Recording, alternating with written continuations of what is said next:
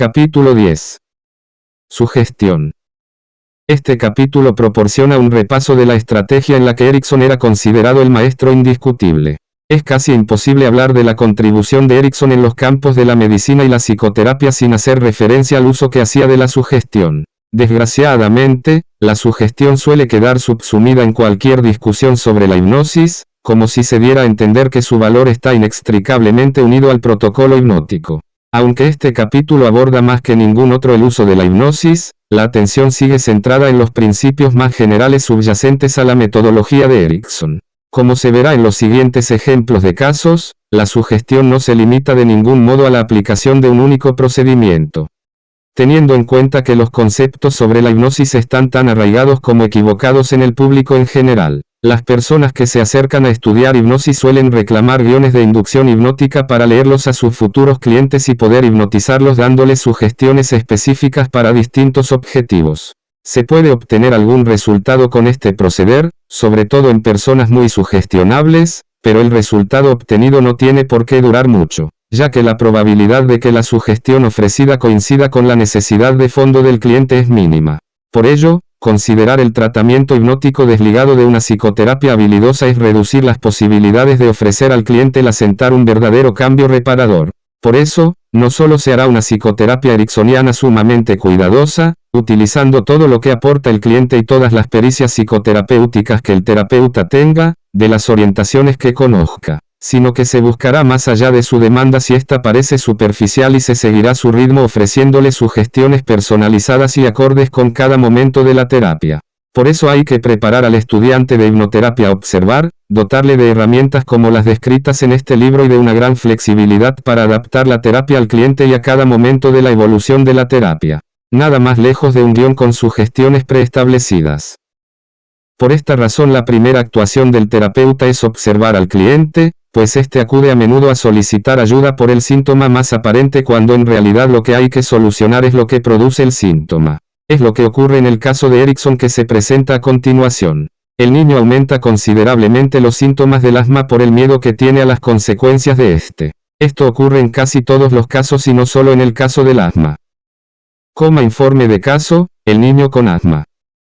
A Erikson le trajeron un niño de 12 años que sufría de asma crónica. El niño tenía que llevar un inhalador consigo en todo momento. Cuando Erikson se puso a hablar con el niño, se dio cuenta del número de veces que el niño acudía a su inhalador para poder respirar con facilidad.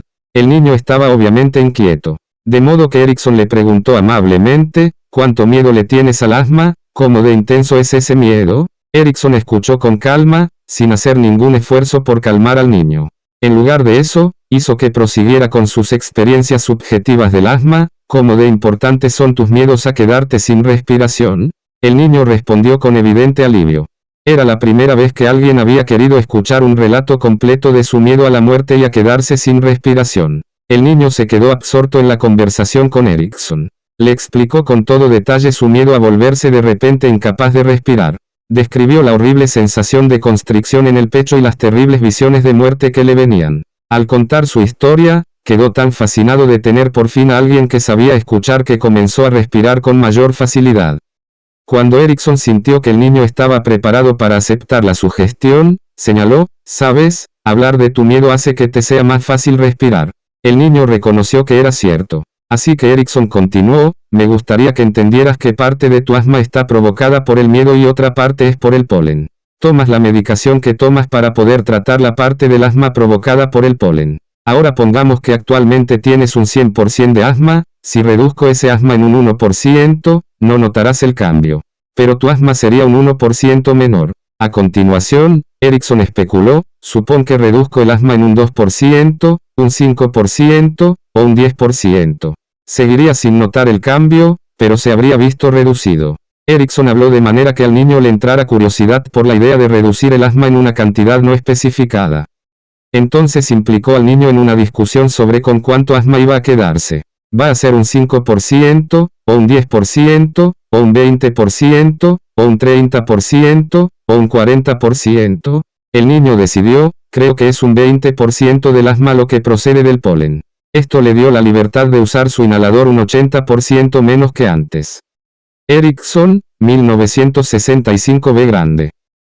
Ten presente que tú y yo y la enfermedad son tres factores mutuamente antagónicos. Si tú te pones de mi parte, sin descuidar lo que te impongo y absteniéndote de esas cosas que te prohíba, entonces seremos 2 contra 1 y superaremos la enfermedad. Médico Anónimo, circa 1200 después de Cristo. El uso de la sugestión en la curación ha existido desde la antigüedad. Se sabe que los antiguos griegos y egipcios y las culturas orientales utilizaban rituales para elicitar respuestas conductuales fuera del dominio normal del control consciente. Estos incluían, entre otras cosas, la curación de enfermedades y la eliminación de demonios, que según los criterios actuales se identificaría con el restablecimiento de la cordura. Como cabría esperar, los asombrosos resultados obtenidos mediante la sugestión han inspirado una y otra vez tanto un profundo respeto como una enorme desconfianza. En la cultura actual, no es extraño que los críticos rechacen las técnicas clínicas de sugestión por ser poco sinceras o demasiado manipuladoras. Cada día el empleo de la hipnosis sugestiva es mejor acogido en el ámbito de la salud. El problema ha sido que se descartara la aplicación de sugestión con hipnosis de forma radical, lo cual es como si se descartara un bisturí porque puede cortar tejidos y órganos equivocados, o se descartara el uso de la quimioterapia por los efectos secundarios que puede producir. El uso de la hipnosis, como el de cualquier técnica eficaz, ha de ser bien realizado por personas responsables, bien formadas y con un alto concepto ético. Desde esta perspectiva es más fácil comprender la función esencial de la sugestión clínica, que es ayudar al paciente a lograr un objetivo que conscientemente no puede alcanzar solo. En 1994, miembros de la Sociedad para la Hipnosis Clínica del Norte de Texas tuvieron la oportunidad de escuchar a un experto cirujano general, Dabney Ewing, dar una conferencia sobre su labor con víctimas de quemaduras en el ámbito laboral. En una entrevista llevada a cabo 2 años después, Ewing explicó: cuando empecé a usar hipnosis con víctimas de quemaduras, al principio estaba convencido de que las quemaduras sencillamente no eran tan graves como había diagnosticado inicialmente, pero poco después, traté a un paciente que había metido la pierna en metal fundido en una fábrica de aluminio. Usando la hipnosis hice que se sintiera fresco y cómodo media hora después de su quemadura, y cuando salió del hospital al cabo de 18 días, sin injertos de piel ni analgésicos, me convertí en un fiel partidario. Ewing, 1996, p. 18. En la conferencia en Dallas, después de ver una fascinante serie de diapositivas que documentaban los usos de la sugestión para proporcionar alivio del dolor, reducir la inflamación, acelerar la recuperación y reducir la gravedad de las cicatrices, un miembro de la audiencia preguntó de repente, ¿cuál es su método de inducción hipnótica? Ewing respondió: normalmente me encuentro con mis pacientes en la puerta de la sala de urgencias. Entran atados con correas a una camilla y metidos en hielo. Les digo que soy médico y les pregunto con decisión si saben ellos cómo detener su dolor. Cuando dicen que no, les digo que yo sí. Luego les pregunto si están dispuestos a hacer todo lo que les pida. Cuando dicen que sí, les digo que sientan un frescor por todo su cuerpo, y que sigan sintiendo frescor mientras son llevados a su habitación. El doctor Ewing señaló que no se trata de una sugestión tan increíble puesto que el paciente ya está metido en hielo. Sin embargo, normalmente con el uso adicional de la sugestión se necesita mucha menos medicación para el dolor y se facilita enormemente la curación. Ewing, 1996. Esta aceptación de lo que el paciente sabe que no puede hacer y el ofrecimiento de esperanza mediante sugestión directa ofrece al paciente un necesario aliado para enfrentarse a su miedo y dolor. Erickson restó importancia a los rituales de inducción hipnóticos formales que parecían imprescindibles hasta entonces. En su lugar puso un enorme énfasis en la fijación de la atención en una única idea. Erickson clarificó su particular enfoque clínico de la sugestión afirmando que se le ha pedido infinidad de veces a este autor, Erickson hablando de él mismo, que ponga por escrito con detalle la técnica hipnótica que ha empleado para aliviar el dolor insoportable o corregir otros diversos problemas. Las respuestas verbales dadas a todas estas peticiones nunca han parecido ser suficientes, puesto que iban invariablemente precedidas de la seria afirmación de que la técnica en sí misma no sirve para otra cosa que para obtener y fijar la atención de los pacientes, creando a continuación un estado mental receptivo y sensible, y permitiéndoles de ese modo beneficiarse de potenciales no reconocidos, o solo parcialmente, para diversos tipos de conducta. Cuando se logra esto mediante la técnica hipnótica, existe entonces la oportunidad de ofrecer sugestiones e instrucciones que sirvan para ayudar y dirigir a los pacientes a alcanzar el objetivo u objetivos deseados. En otras palabras, La técnica hipnótica solo sirve para inducir un ambiente favorable en el que instruir a los pacientes en un uso más provechoso de sus propios potenciales de conducta. Erickson, 1966-2001, p. 1. Años después, Milton Erickson, haciendo uso de su sentido del humor, contestaba a un periodista cuando éste le pedía que definiera el estado de trance hipnotizándolo con las siguientes palabras. En el trance hipnótico restas atención a cosas nuevas que son inmediatamente importantes y no es importante para ti saber mientras me estás escuchando y estás preocupándote por lo que eres, puedes olvidarte de eso. Te puedes olvidar de tu corbata, del color de tus zapatos, o puedes dejar que tu mente vague por donde quiera. Y luego digamos, focalizas tu atención en las cosas importantes. Y eso es porque en terapia localizas la atención del paciente donde debería estar focalizada, y allí donde recuperar memorias que había olvidado hacía mucho. Extraído del video Crown House Publishing Limited Milton Erickson The Explorer in Therapy producido por Jay Haley y Madeleine Richeport, 1993. Lo llamativo de esta respuesta es que se puede ver en el video cómo el periodista va entrando en trance mientras escucha a Erickson definir el estado de trance. Antes de emprender un estudio en profundidad del uso de la sugestión por parte de Erickson, es importante reconocer que, mientras que el concepto de sugestión es indispensable a la teoría de la hipnosis, el uso de la sugestión no se limita a los procedimientos formales de la hipnosis. La persona que originó el concepto de sugestión terapéutica, Bernheim, definió la sugestión terapéutica en términos muy amplios, como la aptitud de transformar una idea en un acto. La hipnosis no es la única forma de terapia en la que la sugestión funciona como estrategia central. A partir de la década de los 50, las terapias con placebos empezaron a estudiarse como otra forma de terapéutica sugestiva. Un placebo puede ser cualquier tratamiento médico que no contenga ningún componente activo ni acción curativa certificable.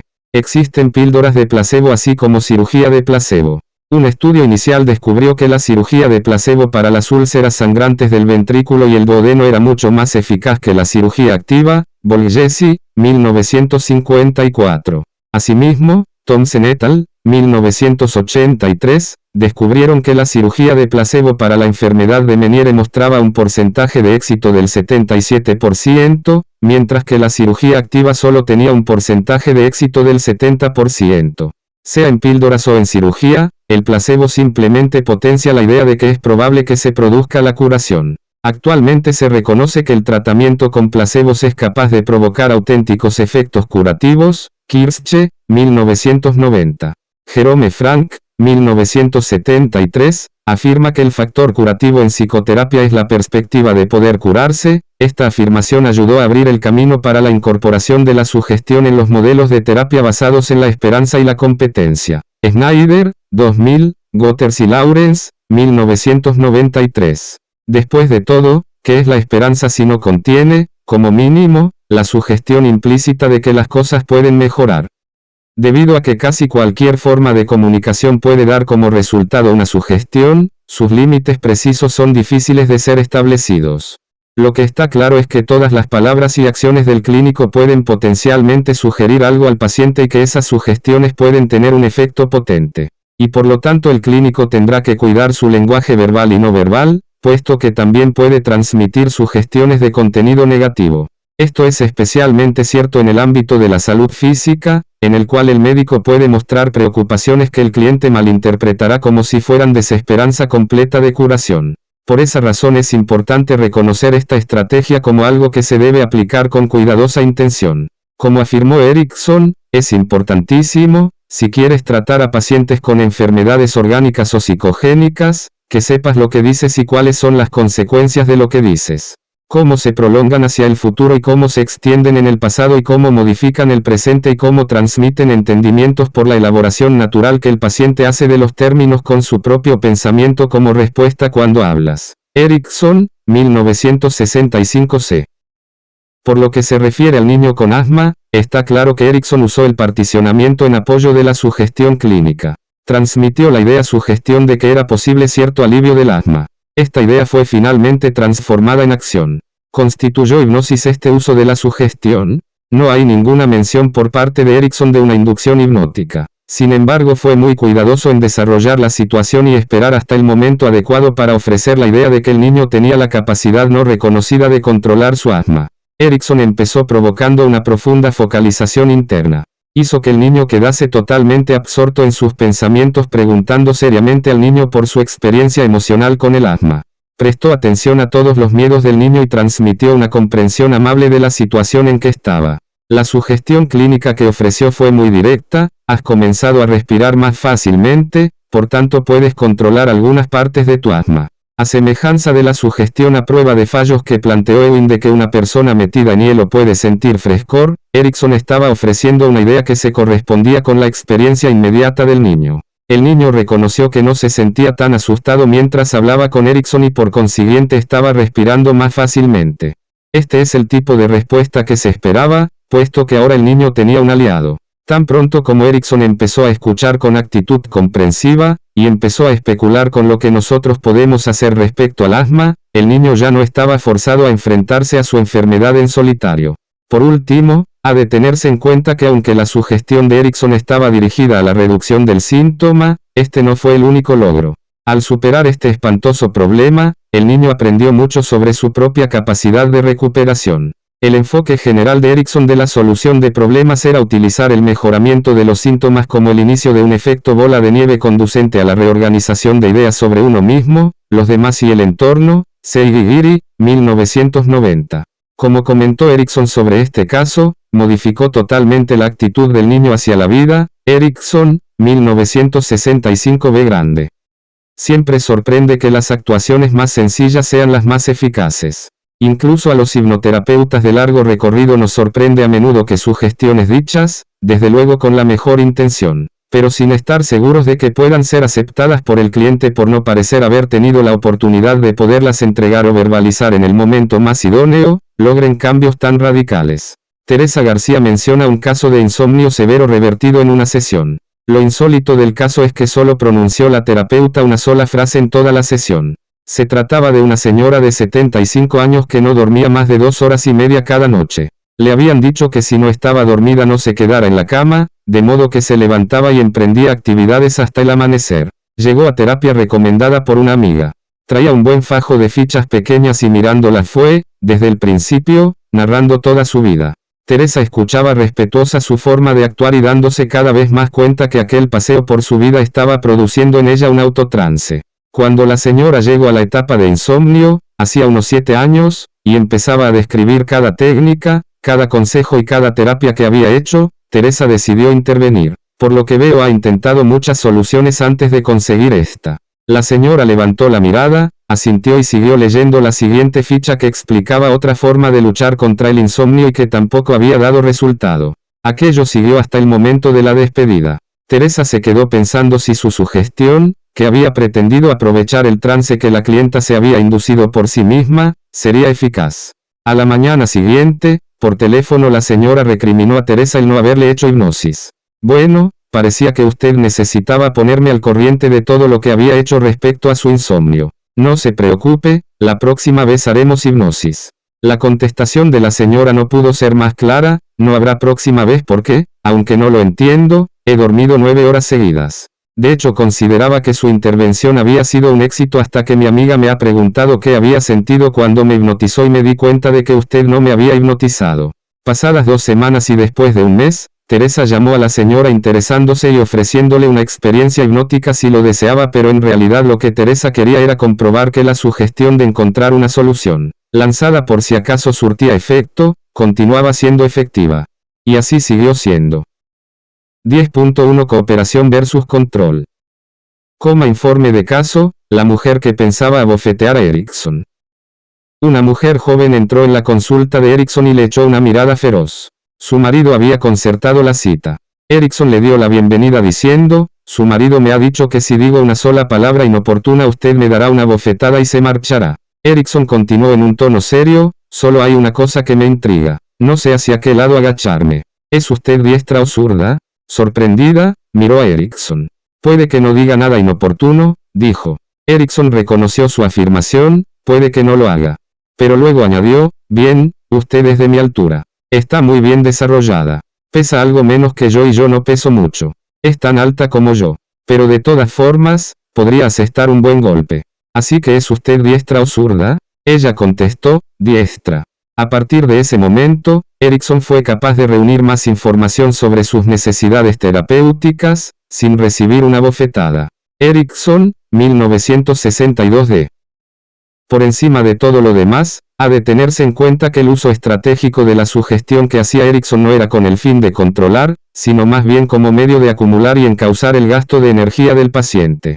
Utilizando la hipnosis para facilitar una profunda absorción interna de la atención, Erickson guiaba a continuación al paciente hacia un reconocimiento seguro y continuo de su propio potencial para la curación. Erickson explicaba, mediante la aceptación y la respuesta a las sugestiones, el sujeto puede volverse psicológicamente sordo, ciego, alucinado, amnésico, anestesiado o disociado. O puede desarrollar diversos tipos especiales de conducta considerada por él como razonable o deseable en la situación determinada. Erickson, 1961 2.1, p.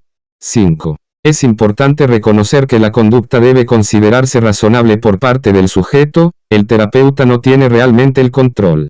Además, Erickson insistió en que todas las conductas hipnóticas son fenómenos que se producen de forma natural. Por ejemplo, muchos entusiastas del deporte se vuelven psicológicamente sordos siempre que hay un partido de fútbol en la televisión. Después de ver una película de mucho miedo no es difícil que uno alucine un sonido o una imagen relacionados con algún contenido de la película. Todo el mundo ha tenido la experiencia de ser presentado a una persona y luego 5 minutos más tarde experimentar una amnesia respecto al nombre de la persona. Por lo tanto, producir estas respuestas con un fin terapéutico no es ejercer control, sino más bien consecuencia de un esfuerzo cooperativo, una alianza del paciente y el terapeuta frente al problema. Quienes intentan prevenir contra el uso de la hipnosis acusándola de ser un medio de control se refieren a una hipnosis directiva no psicoterapéutica que se empleó en algunos países y con fines poco éticos o interesados cuando no perversos. Imagen que, por cierto, las películas y novelas se han afanado en divulgar. Erickson advertía, los fallos en la experimentación y la terapia hipnótica a menudo se derivan del hecho de tratar al sujeto como un autómata, del que se espera que ejecute órdenes de acuerdo al entendimiento del hipnotista, en lugar de como una personalidad con patrones de respuesta y conducta individuales. Erickson, 1961 2.1, p. 3. Aunque los hipnotistas a veces emplean sugestiones desafiantes para aumentar las expectativas del paciente de obtener profundos resultados terapéuticos, el resultado sigue siendo producto de la cooperación. Erickson añadía, nadie puede predecir con absoluta certeza cómo va a emplear un sujeto tales estímulos. Uno menciona o indica posibles formas, pero los sujetos se comportan de acuerdo a sus aprendizajes. Erickson, 1964 2001, p. 28. Por este motivo, cuando se utiliza la sugestión en terapia, es tan importante establecer con el paciente una comprensión adecuada del propósito de la sugestión y cómo se relaciona con sus necesidades particulares. Erickson, Effman y Sector, 1961, p. 272. Como señala Erickson, una mujer que le dice a su marido que abofeteará al terapeuta en cuanto diga una sola palabra inoportuna no es probable que coopere con la terapia. Cuando Erickson puso de manifiesto la postura de ella, se vio obligada a estar de acuerdo con él. Oír repetidas sus palabras con toda probabilidad le provocó también cierta inhibición. Cuando él le preguntó hacia qué lado debía agacharse, Erickson dejó claro que estaba dispuesto a aceptarla con sus condiciones y a cooperar con sus acciones. A cambio, le pidió que cooperara con él. Como explica Erickson, ¿por qué no iba a lograr la cooperación de una joven que le prometió eso a su marido? Es algo muy importante lograr una cooperación. Erickson, 1962 Ella cooperó revelándole que era diestra. Tal vez dicha respuesta puede considerarse pequeña pero, recordando el capítulo anterior sobre la progresión, es un comienzo.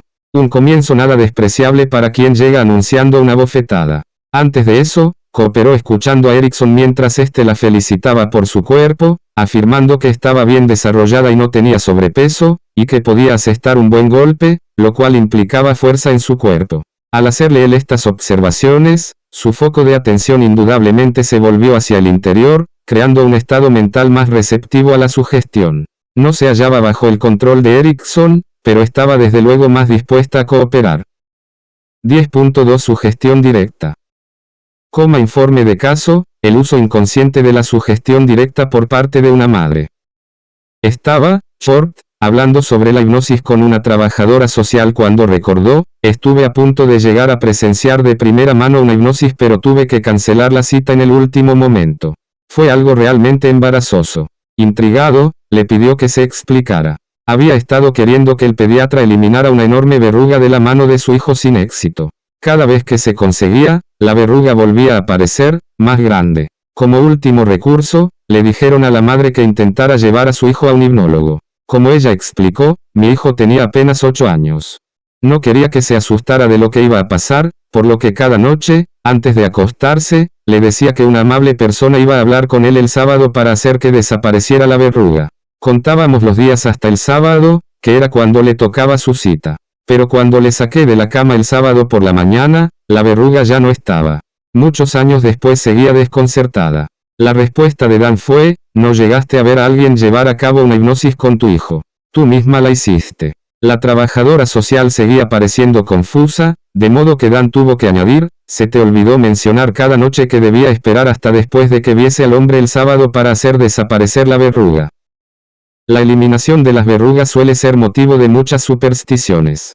La abuela de Teresa se consideraba una experta en ello, y probablemente su seguridad en conseguir un resultado positivo influía lo suficiente como para lograrlo. Muchas sugestiones hipnóticas dependen de la intención y confianza con la que se verbalizan. Siendo pequeña Teresa tuvo unas cuantas verrugas. Su padre, médico, probó varios remedios aunque no llegó a pretender extirparlas quirúrgicamente por estar estas demasiado apiñadas en el dedito índice y muy cercanas al hueso. Un día se comunicó a Teresa que se había encontrado un caracol cuya baba hacía desaparecer las verrugas. En un recipiente con tapadera de agujeros se le mostró el caracol y se le dijo que ella era quien tenía que agradecer la labor de este dándole lechuga fresca cada mañana. Cuando Teresa preguntó al cabo de un par de días que cuándo se le pondría la baba del caracol sobre las verrugas, su madre le dijo que ya lo estaban haciendo durante las noches porque tenía que estar totalmente dormida para que surtiera efecto. A partir de ese día las verrugas fueron disminuyendo hasta desaparecer en unos 10 días. Muchos años después, cuando hablando con un dermatólogo sobre hipnosis Teresa le contó esta anécdota de su infancia, él le dijo que no le extrañaba, porque siendo estudiante había pretendido, incrédulo, tapándose una verruga con un esparadrapo y un algodón mojado en agua, demostrar al catedrático que no funcionaba el sistema que les había explicado la semana anterior para eliminar las verrugas. Su sorpresa fue que al quitarse el esparadrapo delante del catedrático para demostrarle que la verruga seguía allí aún habiendo transcurrido unos días resultó no tener ni rastro de la verruga.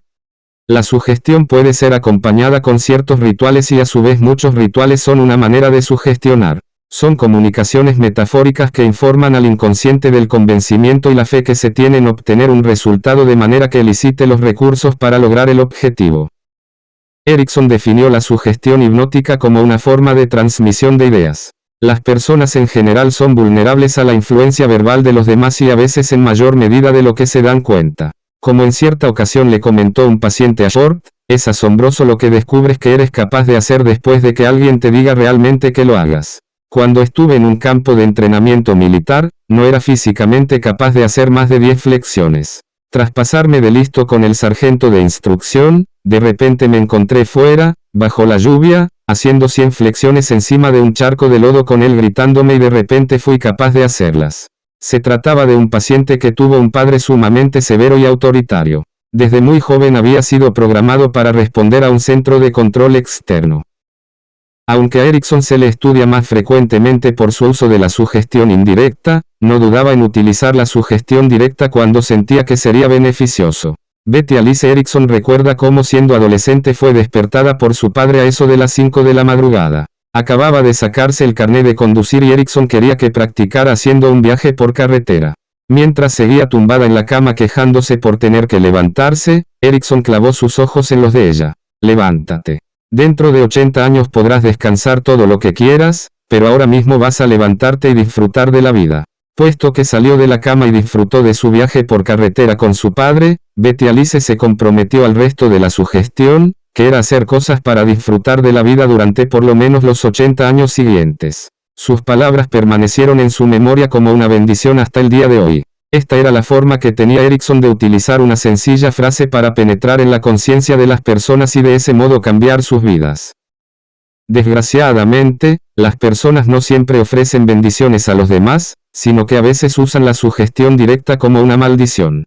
Como ejemplo, ¿cuántas veces se ha sentado un profesor nuevo en la sala de profesores a escuchar a un colega más experimentado afirmar, créeme, no vas a conseguir nada con ese muchacho, te va a desesperar hasta que tu cabeza esté a punto de estallar?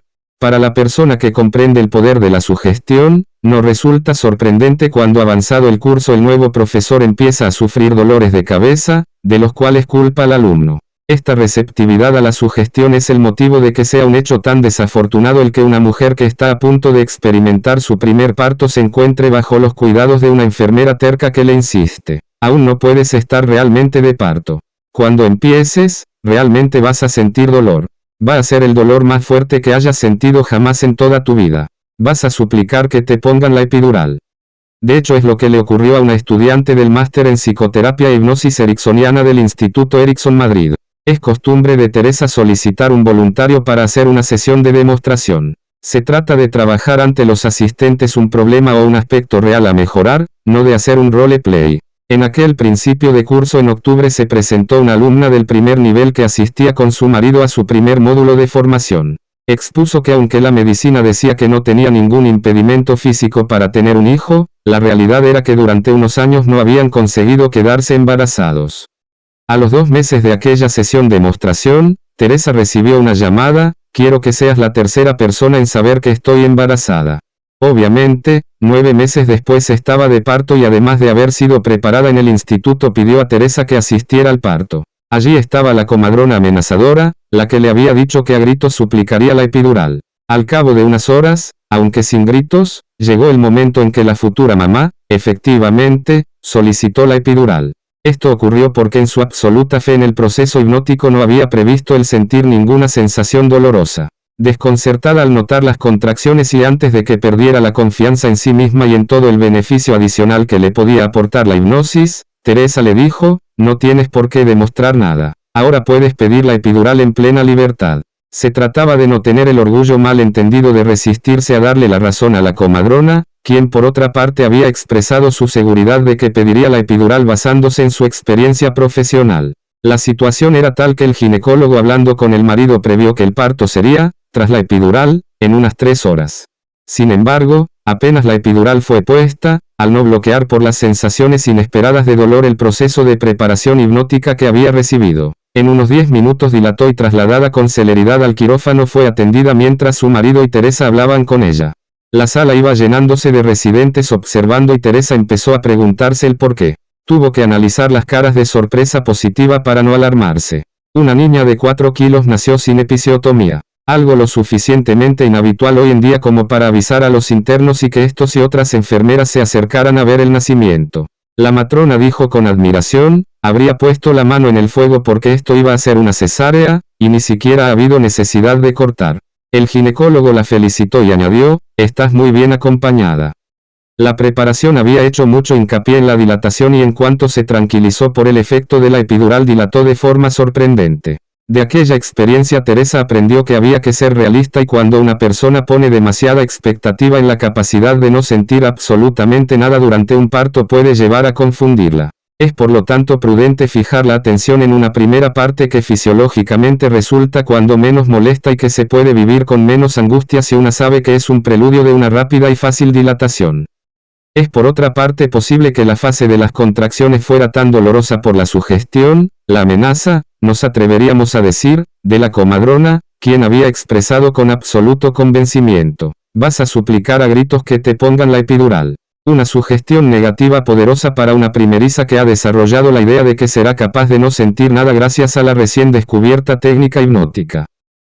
Afortunadamente, existen muchos individuos que tienen la suficiente comprensión de la sugestión y de cómo puede usarse para beneficiar a los demás.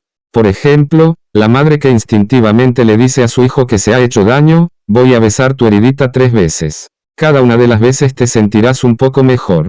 Al tercer beso, dice la madre con una alegre sonrisa, el dolor desaparecerá. Asimismo, una mamá le dijo a su asustado hijo: antes de marchar a tu primer día de colegio, voy a ponerte el anillo de amor de mami en el dedo. Lo llevarás todo el día en el dedo y hará que te sientas seguro y feliz. Pero nadie más será capaz de verlo, porque el anillo de amor de mami es invisible. En ese instante, fue introducido un anillo imaginario en el dedo del niño, a fin de ver si se ajusta a tu tamaño. Cuando se pretende usar la sugestión con niños, hay que recordar que la sugestión directa funcionará de forma más eficaz que la sugestión indirecta. Al llevar a cabo investigaciones para comparar la receptividad de los niños a instrucciones específicas o no específicas para aumentar las sustancias inmunes en la saliva, se ha descubierto que solo aquellos sujetos a quienes se dieron sugestiones específicas fueron capaces de aumentar las sustancias inmunes. Holness, Culbert y Uden, 1989. Esta necesidad de ser específico ha sido observada por otros expertos en hipnosis con niños. Gardner, 1974, ha sostenido que las señales sutiles destinadas a guiar la conducta del niño pueden ser malinterpretadas por el niño, dando como resultado la frustración o una respuesta inesperada. Los niños, obviamente, no poseen el mismo grado de sofisticación cognitiva que los adultos y carecen también de muchas de las experiencias vitales que aportan un significado a las asociaciones que hacen los adultos. Una buena ilustración de la facilidad con que puede aplicarse la sugestión directa se describe en un estudio de investigación, Spanos y Gorazzini, 1984, sobre la capacidad de resistencia al dolor. Los investigadores utilizaron dos métodos distintos para producir dolor, uno era sumergir un brazo del sujeto en un tanque de agua helada, el otro era aumentar lentamente la presión de una cuchilla sobre un dedo del sujeto. Se pidió a los sujetos que resistieran los estímulos dolorosos durante tanto tiempo como sintieran que podían aguantarlos. Se descubrió durante pruebas separadas, con diferentes grupos, que los sujetos podían resistir mayores cantidades de estímulos dolorosos sin quejarse después de decirles, haz todo lo que puedas para reducir el dolor. Simplemente recibiendo permiso explícito del investigador se aumentaban de forma significativa los recursos de los sujetos para hacer frente a la situación. No era necesaria una inducción hipnótica formal para que se produjera el efecto. Erickson creía que los mandatos directos son necesarios para pacientes que están en un estado incierto. Esto se aplicaría a aquellos que experimentan dolor físico, si no están seguros de cuánto dolor más pueden aceptar. También se aplicaría a aquellos que cuestionan su disposición al cambio. Erickson comparaba este estilo de sugestión con el tipo de comunicación utilizada con los niños. Cuando un niño no está seguro de algo, le dices, yo te diré cuándo ir. Ahora. Erickson, Rossi, 1976, p. 169. El uso de una sola palabra, ahora, proporciona un gran impulso sin que se requiera de tiempo y esfuerzo para su procesamiento. Por regla general, las afirmaciones que requieren de menos esfuerzo para su procesamiento tienen más éxito a la hora de influir en las valoraciones generales que las personas hacen de sí mismas, otras personas, los objetos y los problemas. Obermiller, 1985. Según Bernheim, cuanto más sencillas sean las sugestiones, más pronto surten efecto. Hughes y Rotovius, 1996. Como se menciona más arriba, existen determinadas situaciones en las que la sugestión directa es particularmente útil. Parece haber casos en los que el paciente sufre de una excesiva inhibición o duda de sí mismo. Cuando se ofrece una sugestión directa en el momento adecuado, por la persona adecuada, se produce una validación externa de motivos y capacidades existentes. Después de todo, el hipnotista de feria no sería capaz de hacer que un miembro tímido del público subiera al escenario y cloqueara como una gallina a menos que la persona estuviese deseosa de una oportunidad para superar la timidez. 10.3 Sugestión indirecta. Informe de caso, la historia de dos árboles. Obviamente, Erickson no podía sobrevivir a todos los pacientes que acudían a él en busca de atención. En los últimos años de su vida, Erickson estuvo muy implicado en preparar a sus pacientes, su familia y sus amigos para su eventual partida. Sabía que era especialmente importante asegurar el porvenir para aquellos con enfermedades mentales crónicas, aquellos que dependían de la terapia para poder vivir con independencia. De vez en cuando algunos pacientes se benefician de una relación de toda una vida con un único terapeuta. Una persona así, John, había iniciado terapia con Erickson a principios de los años 60. Era esquizofrénico y tenía una pensión asignada por su familia que le permitía vivir con independencia. Cuando a John se le hizo difícil conducir, Erickson le ayudó a encontrar un apartamento desde el cual podía ir andando a su consulta privada. Desde el primer momento, John tuvo un cariño especial hacia Erickson. John era una persona amable y leal que Erickson disfrutaba teniendo en casa. John logró mucha recuperación con la terapia. Uno de los métodos de Erikson era situarse simultáneamente como una poderosa figura autoritaria y como alguien en desventaja respecto a la capacidad del paciente. Cuando Erikson decidió que John debía aprender a ser responsable y cuidar de los demás, le envió a la perrera municipal a por un perro. El apartamento de John era demasiado pequeño para un perro, por lo que Erikson se ofreció para dar un hogar al perro de John, Bernie. John iba a casa de los Erikson 2 veces al día a alimentar y cuidar de Bernie. El perro supuestamente escribió una serie de versos jocosos sobre su relación con John y sobre el vejete y cómo le aterrorizaba la visión de su silla de ruedas y su bocina. Fue John claramente quien se convirtió en el protector del perro y creó ese sentimiento de complicidad con el que se permitía meterse con su querido y respetado terapeuta. Seig, 1985. Erikson y este paciente disfrutaban especialmente pasando el tiempo juntos fuera de la casa. Unos años antes de morir, él y John plantaron 2 árboles en el patio trasero. Fue el inicio de una competición amistosa para ver cuál de los 2 árboles crecía más fuerte y más alto. Varios meses después de la muerte de Erikson, el árbol del paciente empezó a secarse y a morir. Para entonces, el paciente se había convertido en un amigo muy querido de la familia, una relación que se mantiene hasta el día de hoy. La señora Erikson estaba enterada de la competición de árboles y estaba preocupada por el efecto que la muerte del árbol de John podría tener sobre él. De modo que se ofreció para conseguir alguna ayuda para el árbol más débil. Vamos a hacer que un especialista examine tu árbol. John se quedó en un principio aturdido, pero luego explicó, ese es el árbol del Dr. Erikson. Justo después de plantarlos, el Dr. Erikson decidió que prefería mi árbol. Así que los intercambiamos. Con orgullo señaló al otro árbol. A mi árbol le va muy bien. Así ha sido siempre. Todo esto se lo contó a Betty Alice su madre muchos años después mientras miraban el árbol de John. Aquellos que conocieron a Erikson le reconocen como el maestro indiscutible de la comunicación indirecta. El interés de Erikson en el uso de la sugestión indirecta se remonta a cuando empezó por primera vez a estudiar hipnosis en la universidad. Sin embargo, esperó hasta que hubo obtenido su doctorado para empezar sus propios estudios de investigación formales con la inducción hipnótica indirecta y permisiva. Erikson, 1964-2001 c. p. 1. Su continua utilización de la sugestión indirecta durante toda su carrera le proporcionó los razonamientos lógicos que hay detrás de su uso de metáforas e historias. Matthews, Langton y Langton, 1993. Su empleo del lenguaje en múltiples niveles y su utilización experta de la comunicación no verbal.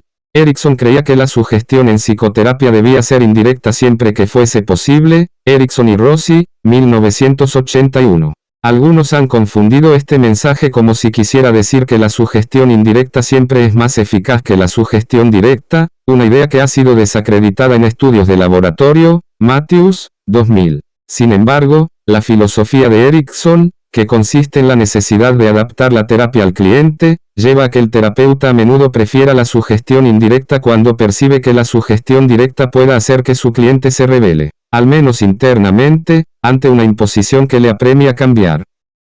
Por lo tanto, la eficacia de la sugestión indirecta no se mide en función de la conformidad con las expectativas del profesional, sino más bien por el beneficio acumulado que se obtiene respecto a las necesidades del paciente. Otra razón para apoyar la sugestión indirecta en determinados casos es que este método de comunicación parece llegar a partes de la mente que no son accesibles mediante la comunicación directa. Se trata de zonas del cerebro no mediadas por la actividad del lóbulo frontal. Con cada evento, los estímulos sensoriales viajan a través del cerebro utilizando múltiples trayectorias, creando de ese modo multitud de expectativas y recuerdos implícitos. Carlson, 2004. Esta fisiología da como resultado conductas que la persona a veces no puede explicar. Son estas conductas condicionadas las que suelen convertirse en los síntomas que traen a las personas a terapia. En lugar de intentar hacer siempre consciente el inconsciente, Erikson solía tratar problemas que existían fuera del campo de la conciencia utilizando una forma de comunicación que también estaba fuera del campo de la conciencia. En este mismo sentido, las investigaciones han demostrado que las sugestiones indirectas funcionan mejor para tratar los estímulos previos emocionales que se presentan fuera de la conciencia. Murphy y Sahonk, 1993. Si quieres ayudar a una persona a sentirse mejor ante un determinado estímulo que le hace sentirse incómoda por razones que no puede comprender, entonces es mejor crear una nueva asociación positiva sin hacer alusión a la conciencia. Este estilo de comunicación es difícil de definir. El término sugestión indirecta tiene un significado implícito que abarca casi todo menos las órdenes explícitas. Con la sugestión tanto directa como indirecta se pueden transmitir ideas mediante el lenguaje, mediante la comunicación no verbal o los actos simbólicos. Por ejemplo, ondear una bandera blanca en tiempos de guerra es un acto simbólico que da como resultado una comunicación directa. La diferencia es que con el uso de la sugestión indirecta el resultado deseado no se hace explícito para su análisis consciente. Una sugestión directa, siéntate en la silla, se hace indirecta mediante el uso de una inferencia, dentro de un rato puede que descubras que te cansas de estar de pie, o haciendo una pregunta, ¿querrías tomar asiento? O por asociación, mis pacientes normalmente se sientan ahí en esa silla, o por muy amplias afirmaciones de hechos, en algún momento, vas a querer sentarte.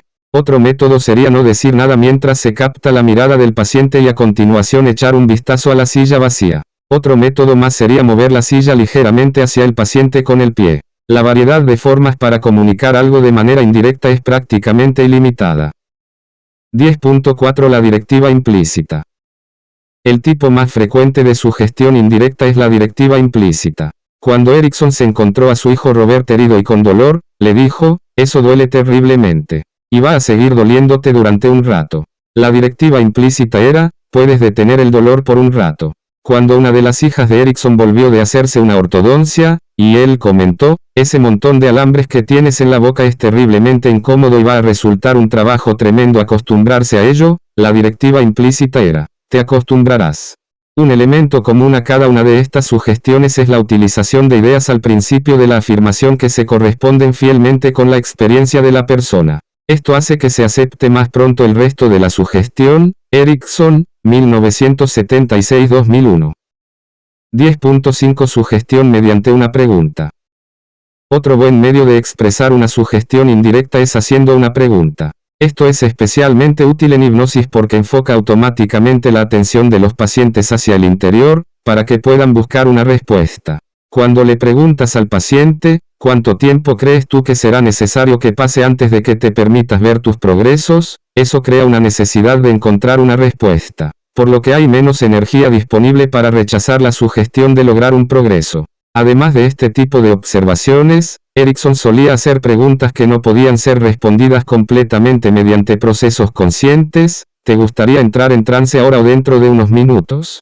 Es evidente que la respuesta a esta pregunta presupone la idea de que el paciente entrará en un trance. Erikson, 1976-2001. Lo que resulta menos evidente es la consecuencia más amplia. Si se logra la curación por medio del trance y el paciente entra en un trance, entonces está obligado a curarse. 10.6 Las sugestiones indirectas a través de anécdotas. Las sugestiones indirectas pueden también transmitirse identificando las asociaciones que los pacientes establecen automáticamente y a continuación utilizando esas asociaciones como una especie de asidero psicológico. Es una forma de crear vías para un diálogo significativo sin tener que acceder como un intruso al bagaje psicológico de alguien. Según Erikson, la manera más fácil de ayudar a los pacientes a hablar de sus madres es hablar de tu propia madre. Erikson, 1976-2001. En un sentido muy similar, el terapeuta que quiere sugerirle a una mujer de quien se abusó sexualmente siendo niña que le irá bien la terapia, puede incrementar la esperanza de sentirse bien y liberada de ese estigma el hacer referencia a otra cliente que hubiera experimentado abusos sexuales, y que hubiera obtenido de la terapia un importante bienestar. De esta forma, la sugestión no se impone sobre la paciente, que bajo tales circunstancias podría sentirse indecisa o cohibida para continuar la terapia. El uso de la sugestión indirecta evita el que la persona se sienta presionada y ofrece un espacio de libertad durante el cual la persona calibra los beneficios y el esfuerzo para tomar la decisión. Además normaliza la situación, por lo que dice, lo que me pasó y el hablar de ello es algo que le ha ocurrido a otras personas, y este terapeuta está acostumbrado a oír hablar de ello, y ayudar a las personas en mi situación. Erikson utilizaba cualquier situación para ir sembrando buenas sugestiones indirectas que fueran a ser de gran ayuda a sus pacientes y, desde luego también, a sus hijos. Roxana Klein recuerda que cuando de muy pequeña se precipitó en la casa un día contando que había visto una muñeca cachina con alas. Aún no era lo bastante mayor como para reconocer una libélula y la confundió con una cachina, muñeca de madera utilizada como figura mitológica por los indios Hopi para enseñar su religión.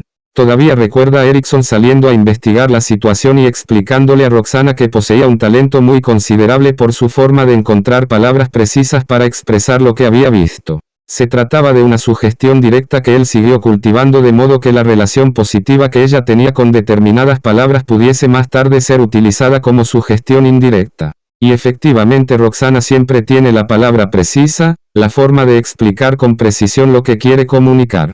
Todos solemos agradecer y confiarle muchos de nuestros escritos. Otro recuerdo de Roxana es que de niña le encantaba el sabor y la textura de la corteza del pan. Mientras veía contenta que su madre hacía pan, le pedía que le apartara pedazos crujientes. Más tarde, cuando Roxana se preocupaba por un examen en el colegio o por una cita con alguien especial al día siguiente, Erickson bromeaba cariñosamente, ese es un problema que el pan crujiente puede resolver. La sugestión indirecta era que el problema era pequeño y que se podía ver con sentido del humor y resolverse pensando en algo que consuela. Cuando Roxana estaba embarazada y le preocupaba el parto, Erickson le dijo que debería guardar una rebanada de pan crujiente bajo su almohada, para que esté lista en cualquier momento que la necesites. Siguió su recomendación, y funcionó. La sugestión indirecta se puede emplear también expresando un uso no específico de inevitabilidades. Por ejemplo, la sugestión directa, finalmente, se te cerrarán los ojos es una sugestión ineludible. La única forma de resistir esta sugestión es no volviendo a dormir nunca más. La sugestión se vuelve indirecta añadiendo un calificativo no específico, antes o después se te van a cerrar los ojos. Para quienes no estén interesados en lograr una inducción al trance, la afirmación se modifica con facilidad, antes o después vas a ver algo de ti mismo de lo que no te has dado cuenta anteriormente. La ventaja de mencionar un hecho inevitable de la vida, en lo relativo al esfuerzo para solucionar problemas, es que ayuda a enfocar las acciones del paciente de un modo significativo. Cualquier experiencia que tengan los pacientes en respuesta a tales sugestiones está dirigida al cambio terapéutico. Erickson, 1976-2001. La ventaja particular de utilizar esta forma de sugestión es que permite al profesional hablar con absoluta confianza, sabiendo que al paciente no se le pide que haga otra cosa distinta a lo que él o ella haya estado haciendo durante la mayor parte de su vida. Antes o después respirarás profundamente y encontrarás que te sientes un poco más relajada. La sugestión es ineludible. Es inevitable que esto suceda, al menos una vez, en algún momento en el futuro de esa persona. Como explica Erickson, 1962-2001, sabiendo entonces que el profesional puede esperar de forma razonable y legítima que su paciente logre lo que miles de otros pacientes normales han alcanzado. Puede irradiar una absoluta confianza en el buen hacer de su paciente. Por supuesto, conociendo a Erickson, entendemos que el éxito de la técnica no es el objetivo primordial. En el caso de John y los dos árboles, un aspecto que se podría deducir es el deseo de Erickson de hacer que John echara ciertas raíces en el hogar de Erickson. Él previó que su mujer le sobreviviría muchos años. Vio claramente en John a alguien que sería un amigo leal a la señora Erickson mientras ella a su vez le proporcionaba un propósito, un sentido y una conexión con una familia cariñosa en su rutina cotidiana.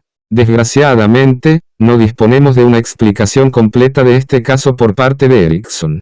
Tanto la señora Erickson como Betty Alice Erickson saben que tenía un ojo excelente para las plantas. Se habría dado cuenta desde un principio de que el árbol de John probablemente no iba a desarrollarse bien y manipuló intencionadamente a John para que se identificara con el árbol más fuerte.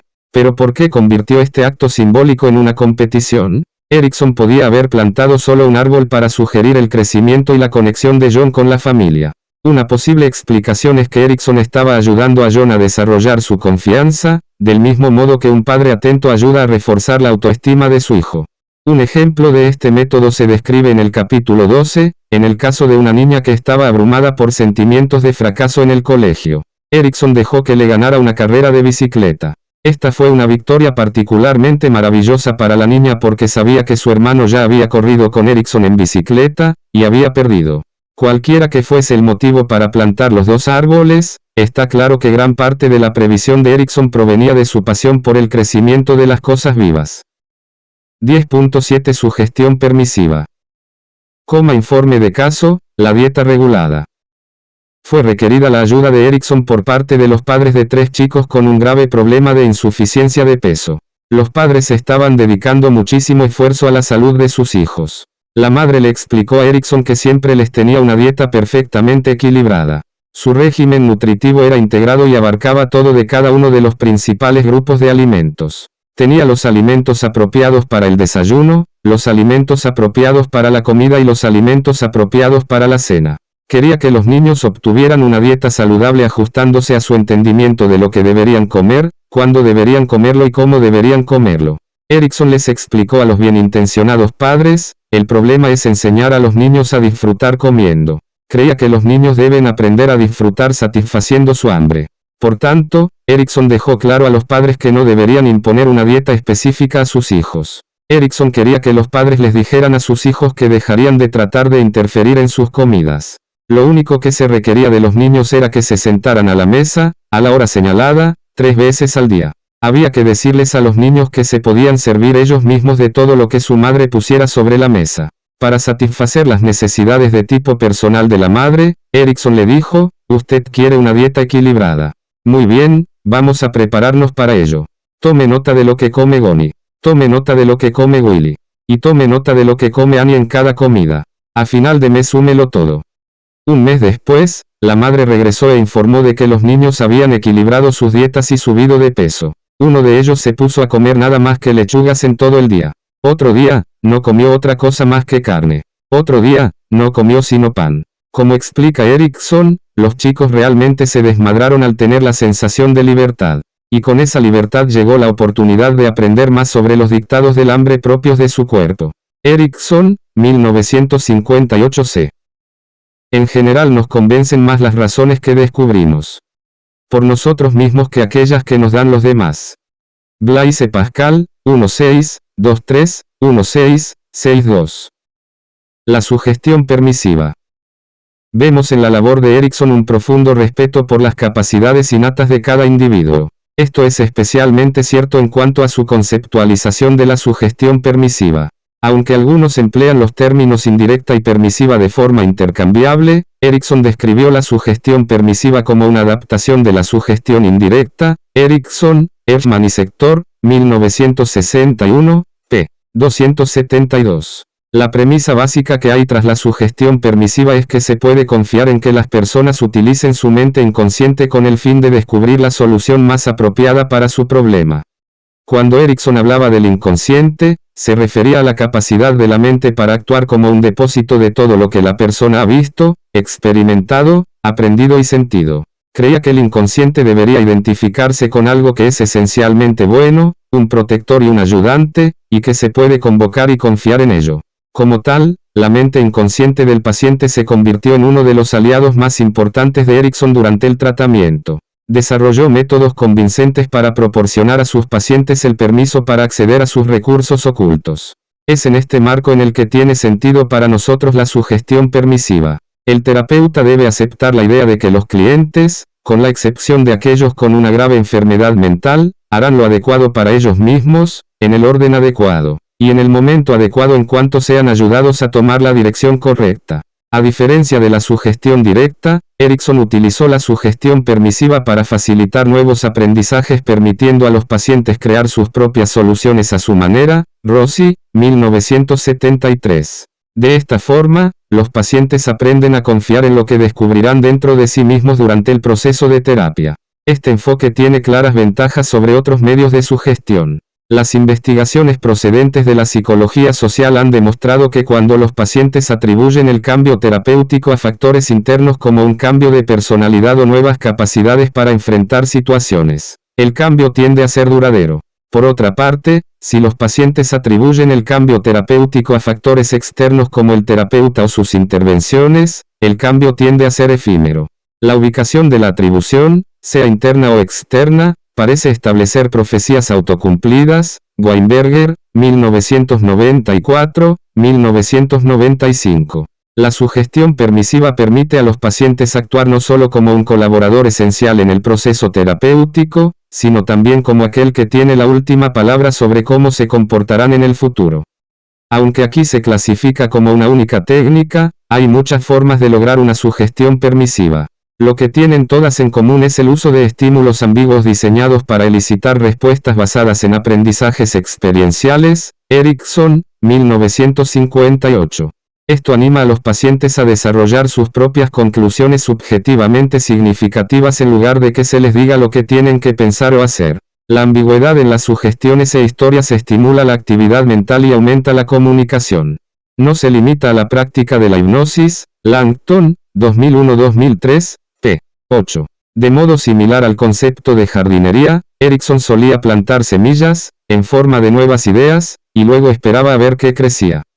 Un medio de proporcionar una sugestión permisiva es encuadrar cada mandato como una opción en vez de una orden. Por ejemplo, cuando la sugestión para elevación de manos se encuadra como una simple sugestión, tu mano puede que empiece a sentirse más ligera, tal vez en las yemas de los dedos, tal vez solo un hormigueo en la palma, no lo sé. Pero puedes notar la diferencia en tus manos, entonces existe la oportunidad de que el paciente decida qué hará realmente la mano.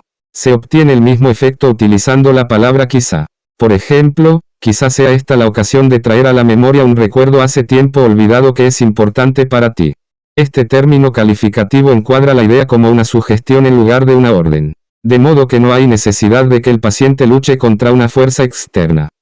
Otro medio más de enfocar la atención en las oportunidades es indicando la autonomía del paciente con relación a una conducta específica.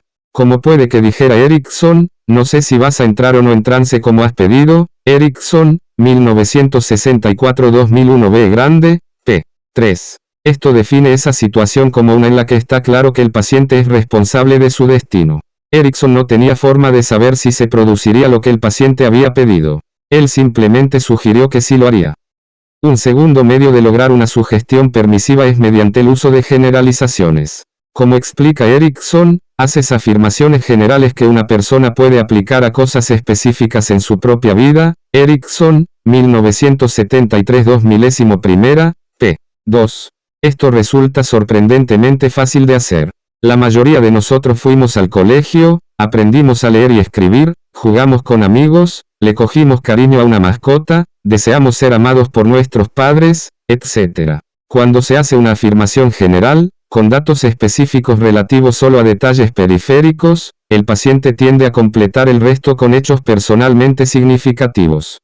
Tu primer día de colegio fue una hazaña importante. Y todo en el patio del colegio te parecía mucho más grande el primer día, pero no lo parecía tanto en tu último día de colegio. Y hubo otros sentimientos que cambiaron en tu interior, en alguno de los cuales puede que no hayas pensado durante muchísimos años.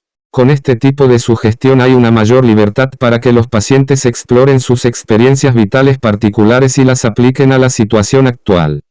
Un tercer medio de lograr una sugestión permisiva es utilizando declaraciones con final abierto que sugieren muchas opciones posibles de respuesta. Erikson, 1976-2001. Por ejemplo, cualquier persona tiene capacidades que ella misma desconoce.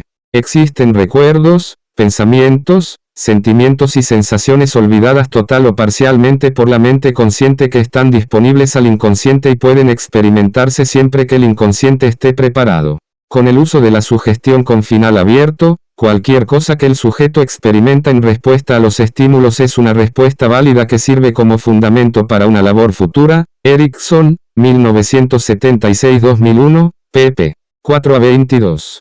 La sugestión con final abierto permite a los pacientes elegir las experiencias más adecuadas a sus necesidades particulares.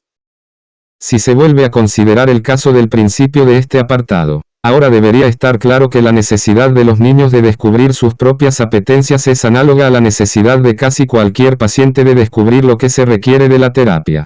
Este es el sentido de la sugestión permisiva. La nutrición terapéutica no se hace por la garganta de las personas, sino que más bien se despliega como un banquete del que los pacientes pueden escoger lo que más se adapta a sus necesidades. Es una mesa de buffet de la que el paciente puede elegir todo o nada, viejas predilecciones o algo nuevo. Como explicó Erikson sobre las apetencias de los niños, no resulta útil imponerles algo que debería experimentarse como una oportunidad.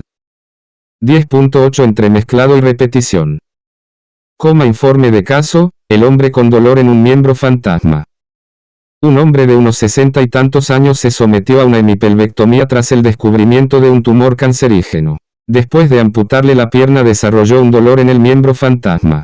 El dolor lo experimentaba como una sensación de que le retorciesen fuertemente los dedos del pie, le doblaran el pie y le retorcieran la pierna y tiraran de ella hacia atrás.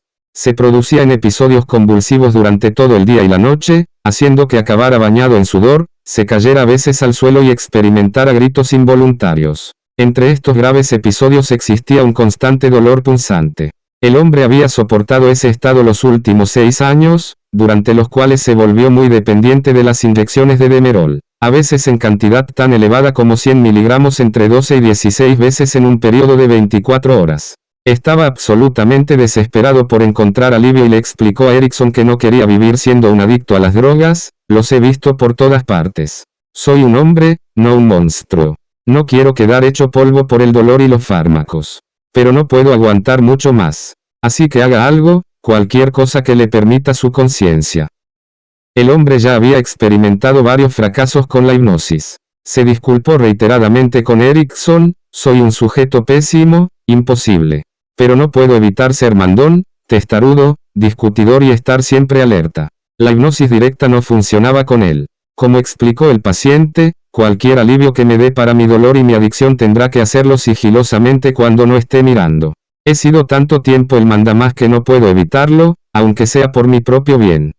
A pesar de estos obstáculos, el paciente sabía que otros profesionales respetaban la labor de Erickson y tenía esperanzas de que este médico pudiese ayudarle. El Dr. von Dedenroth le describió como alguien dotado de una técnica hipnótica tan sigilosa que podría mantenerse seco bajo una fuerte lluvia, y por la forma en que lo dijo, le creí. Así que tiene mi permiso para hacer cualquier cosa que logre hacer pasar sin darme cuenta. Erickson trabó con el hombre una conversación intrascendente y descubrió que era una persona social y encantadora. Había dejado el bachillerato y se había educado a sí mismo a base de mucho leer.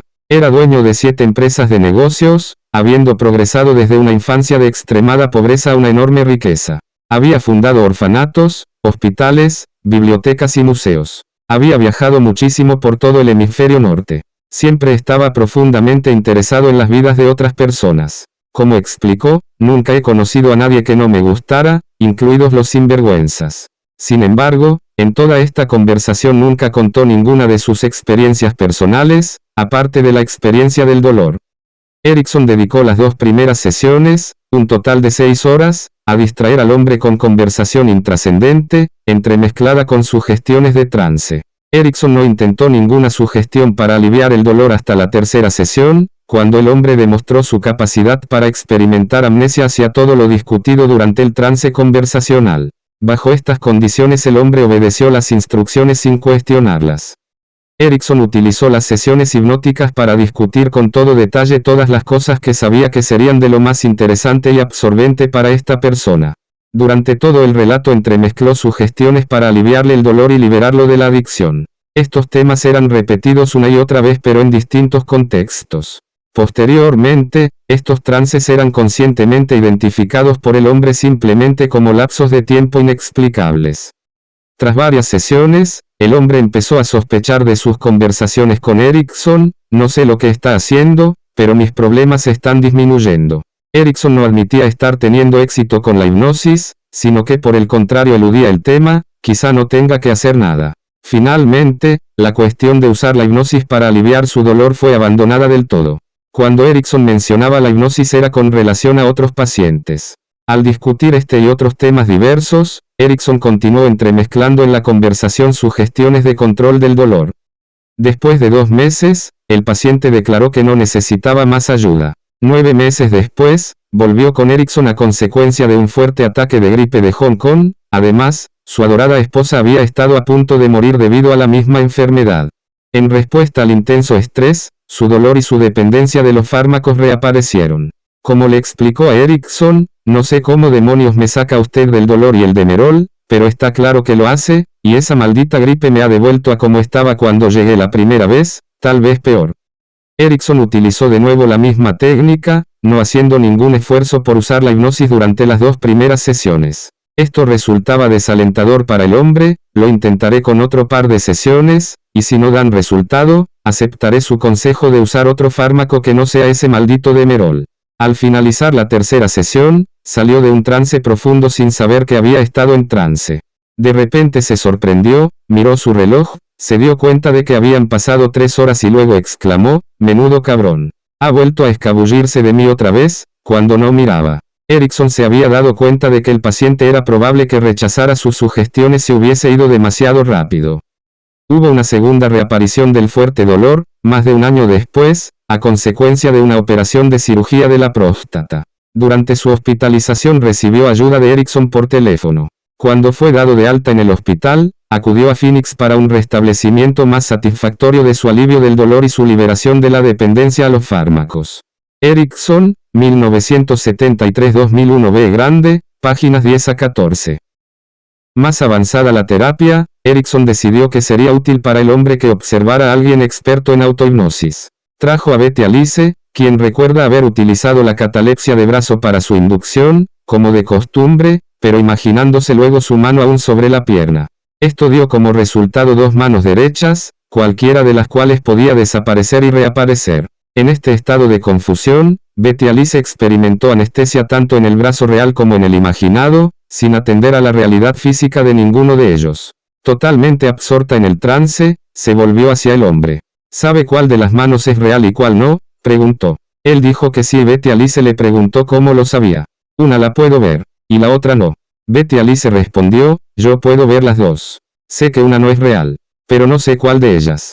Erickson preguntó entonces al hombre, ¿cómo puede Betty Alice establecer la diferencia entre la que es real y la que no lo es? El hombre consideró sus propias experiencias y la naturaleza de las sensaciones procedentes de una pierna real y de un miembro fantasma.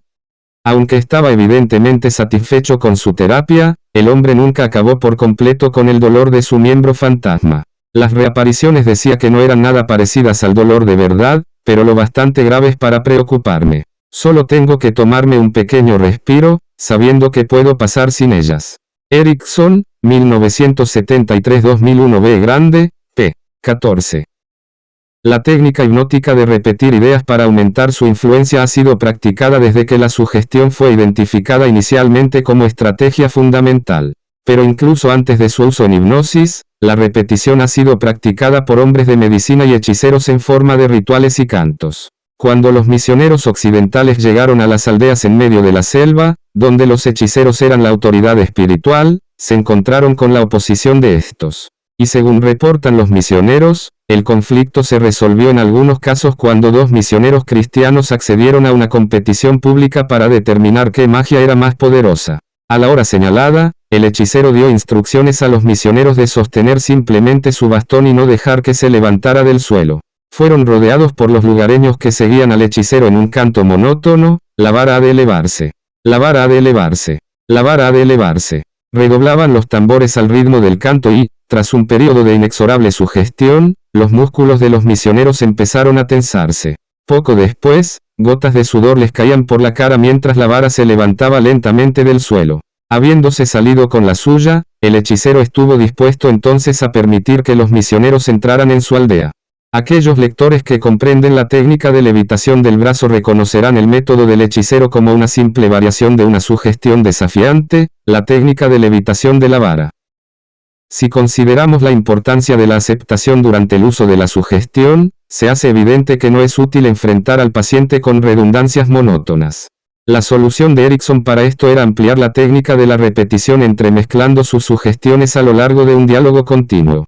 Cuando una idea se transmite como una breve afirmación, no es tan probable que provoque un análisis crítico. A medida que la sugestión básica es continuamente replanteada a lo largo de la conversación, se vuelve cada vez más familiar y de ese modo es absorbida por el pensamiento del cliente. Esta es la esencia de la técnica de entremezclado de Erickson, 1966-2001. En el caso del hombre con el dolor en un miembro fantasma, el uso de la sugestión por medio de la técnica de entremezclado es evidente en cada sesión.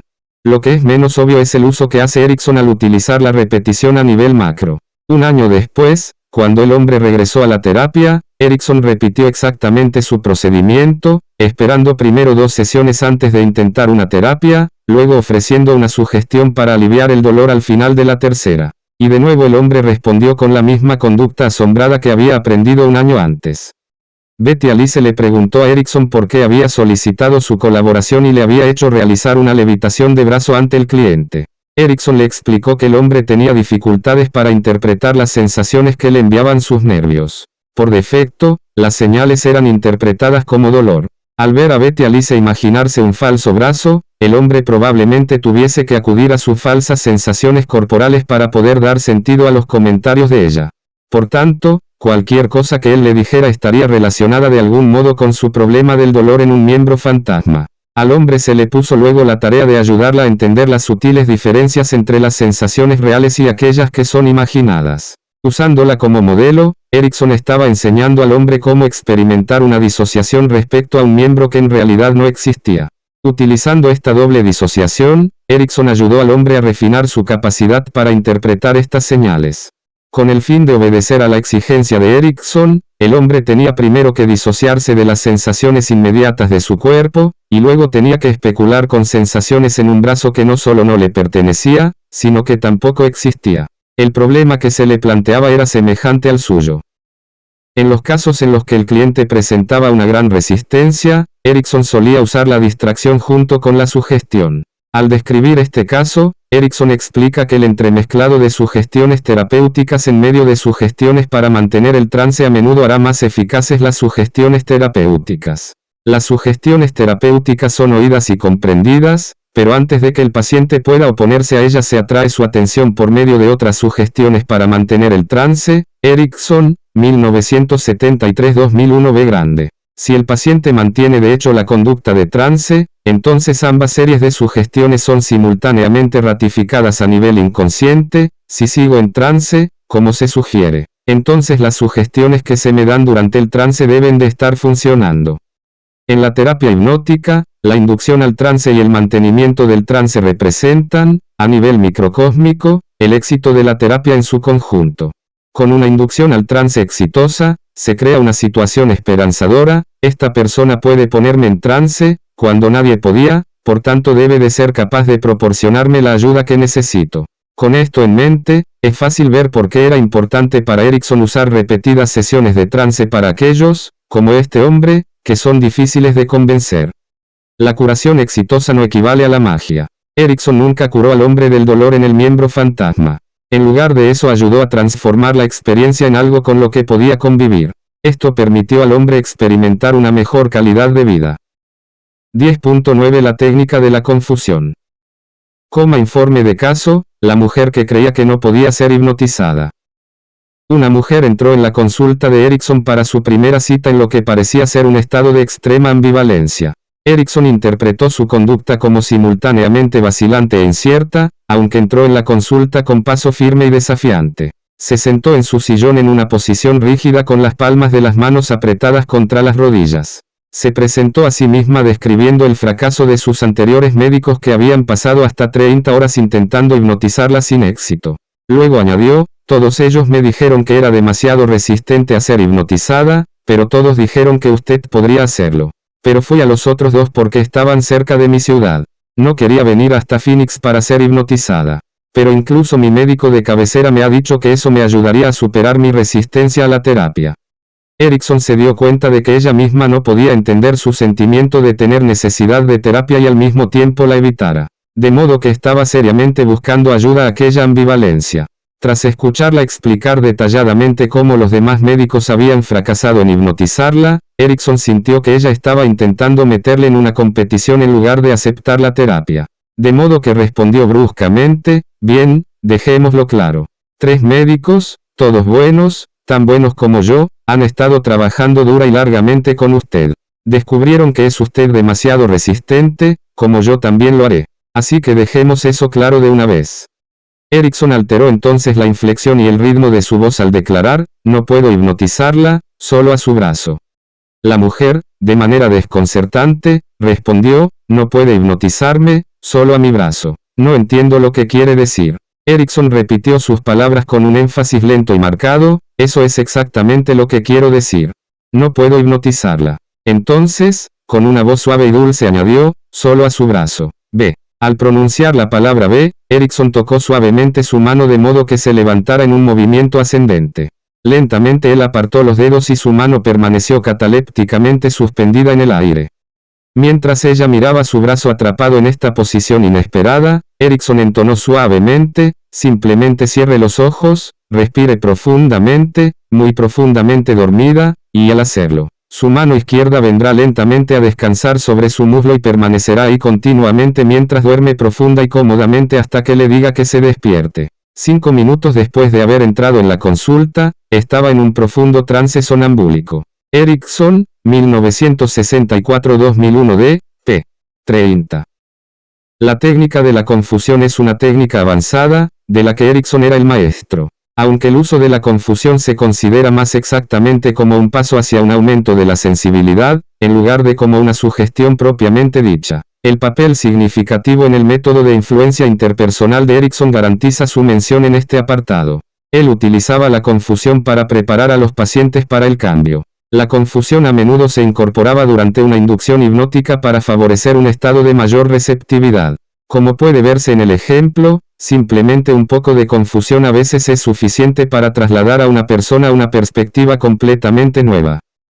Esta situación se da a menudo. Los clientes llegan de otras experiencias hipnóticas fallidas solicitando ser hipnotizados por quienes ejercemos la psicoterapia e hipnosis ericksoniana.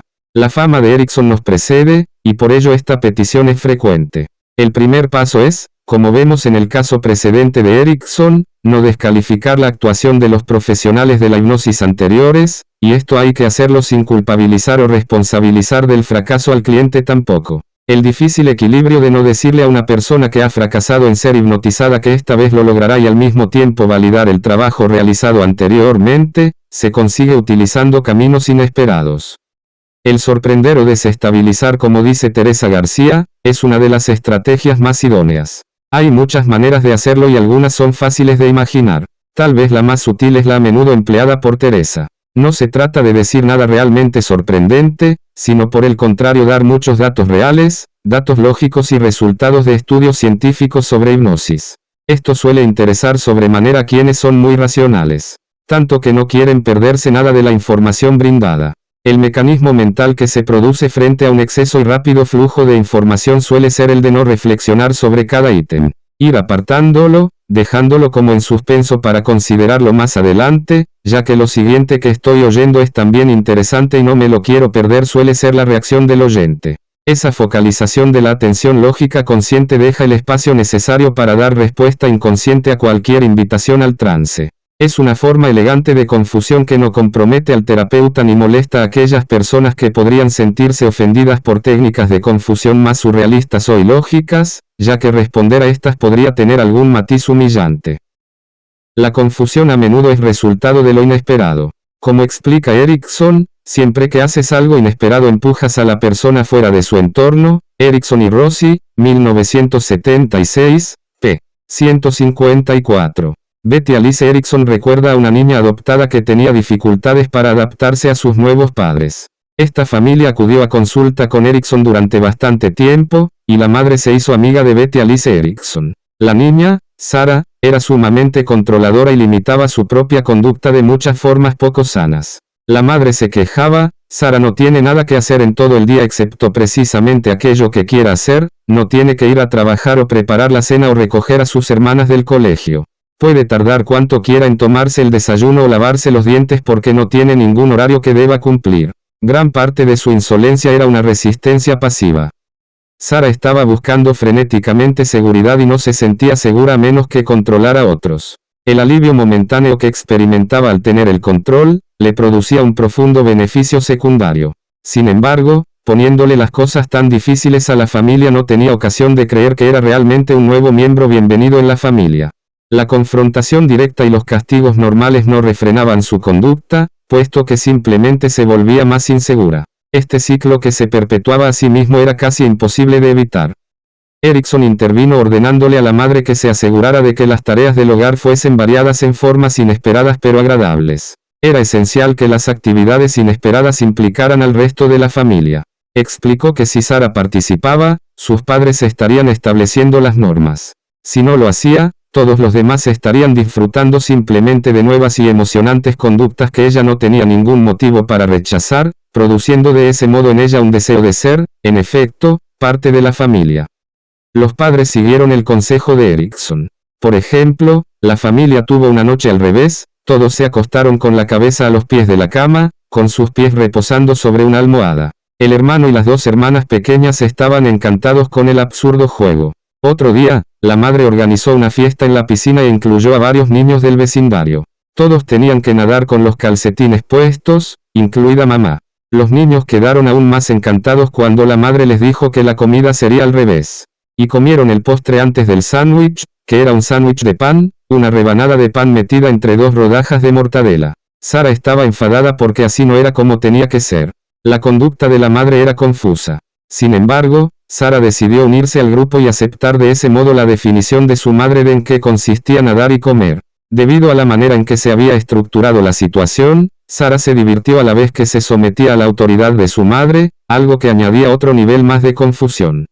La confusión en su forma más convincente se deriva de la conducta incierta del paciente en respuesta a la acción inesperada del terapeuta. Erikson explicaba, la técnica de la confusión es una presentación de ideas y comprensiones conducentes a una actividad mental y una respuesta, pero tan entremezcladas con expresiones aparentemente relacionadas, válidas pero que realmente no vienen al caso, que las respuestas se inhiben y se genera una frustración e incertidumbre mental. El punto culminante se produce en una última sugestión que permite una pronta y fácil respuesta que satisface a los sujetos y es validada por los propios aprendizajes experimentales de cada sujeto. Erikson, 1964-2001 d. p. 32. Erikson a menudo lograba esta experiencia insólita de confusión mediante el uso de la levitación del brazo. En la mayoría de los casos, los sujetos de la técnica quedaban totalmente confundidos ante el comportamiento de su propio miembro mientras permanecía en estado cataléptico en el aire. Para Erikson, este tipo de confusión constituía una forma particular de humor. Erikson, 1964-2001 d. algo con lo que los pacientes se podían divertir y disfrutar. El uso juguetón de la confusión por parte de Erikson queda bien claro desde el instante en que reconoció inicialmente su potencial como una técnica importante hipnótica. El incidente se produjo un día de mucho viento en 1923. Como joven universitario, Erikson se apresuraba a asistir al primer seminario colegiado sobre hipnosis llevado a cabo en los Estados Unidos. Inesperadamente, un hombre dobló la esquina de un edificio y los dos chocaron. Antes de que el hombre pudiese recobrar la compostura, Erikson echó una ojeada a su reloj y afirmó con cortesía, son exactamente las 2:10. En realidad, eran más cerca de las 4 de la tarde. Erikson siguió entonces caminando. Como media manzana más adelante se volvió y vio al hombre que seguía mirándole fijamente, desconcertado por la observación.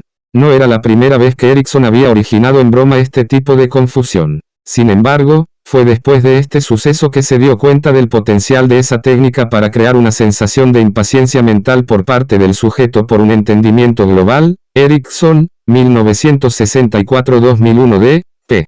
2.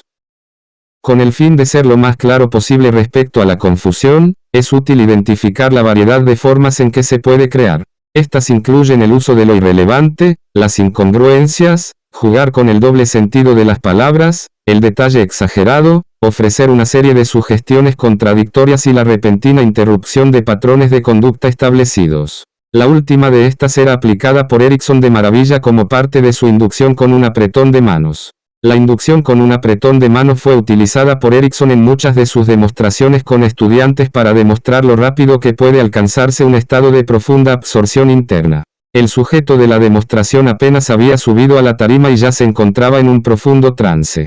Con el fin de asegurar una demostración exitosa, Erikson elegía a veces a sus sujetos observando su conducta antes de la conferencia mientras se paseaba por la sala dando la mano, usando un apretón prolongado. Esto le permitía valorar qué persona del público respondería con mayor prontitud a este tipo de inducción.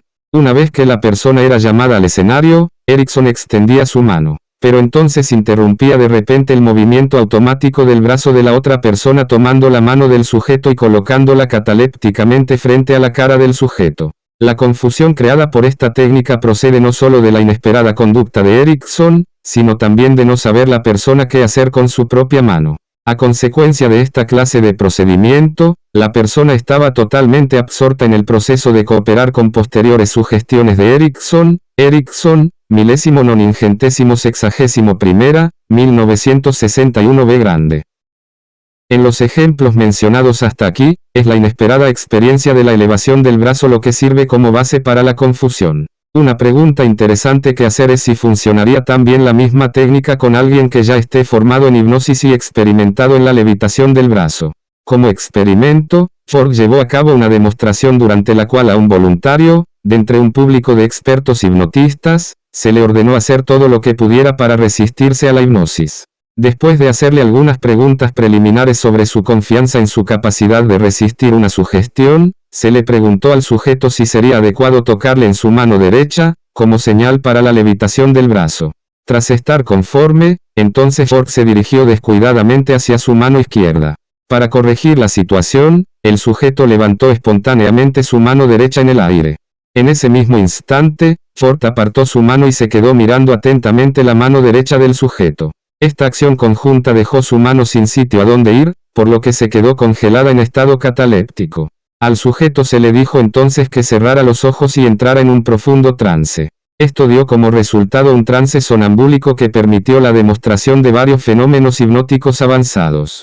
A semejanza de la inducción con apretón de manos, este sujeto esperaba que la levitación del brazo se llevara a cabo de determinada forma. Fue su confusión ante la inesperada conducta y la interrupción de sus ensayados patrones de conducta lo que preparó el camino para la demostración.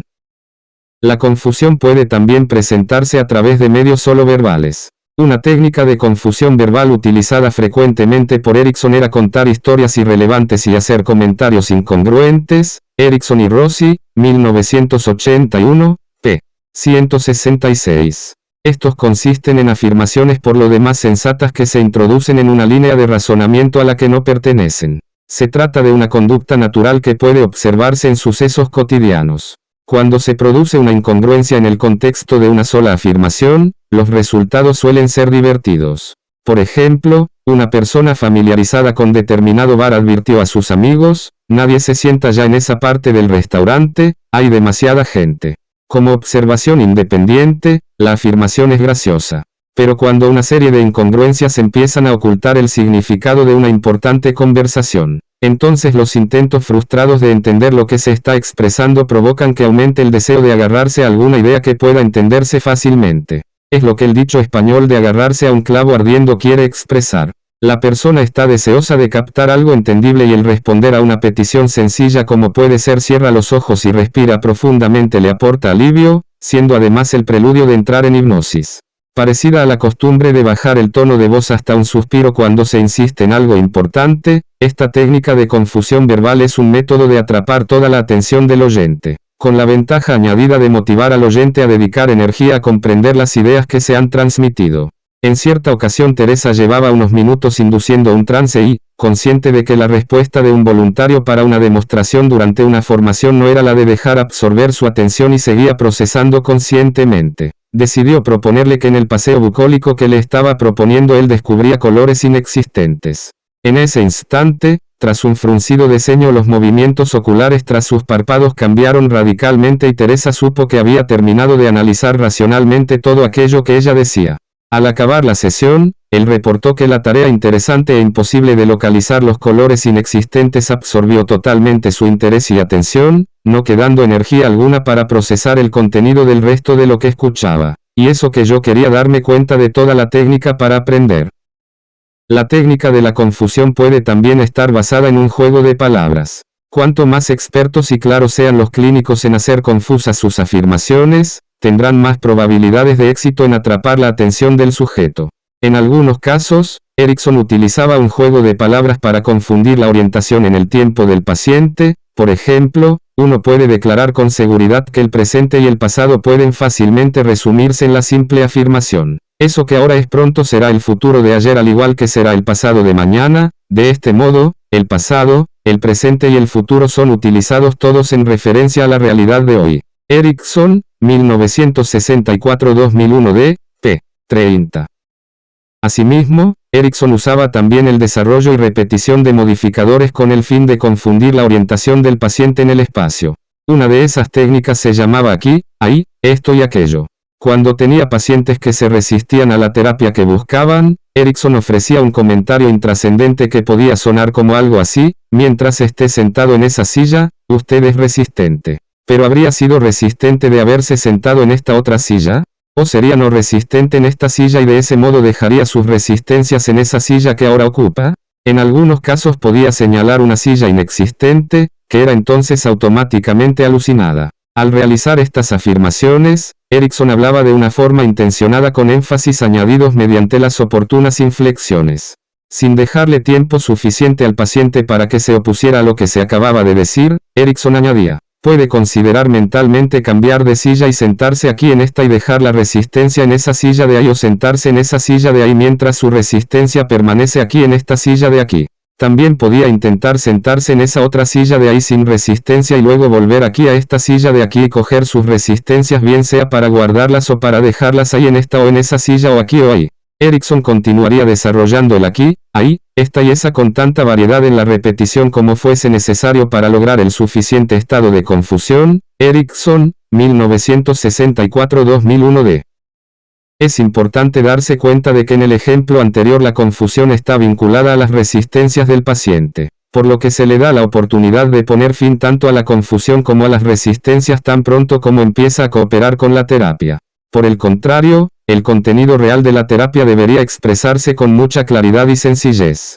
Al suponerle un esfuerzo cada vez mayor a desarrollar nuevos entendimientos, el sujeto es debidamente recompensado con una afirmación claramente definida a la que puede fácilmente agarrarse. Aún con el uso adicional de la confusión, la regla general para la sugestión es mejor cuanto más sencilla. Es importante reconocer que la técnica de la confusión fue desarrollada por Erickson para ser utilizada con determinado tipo de pacientes.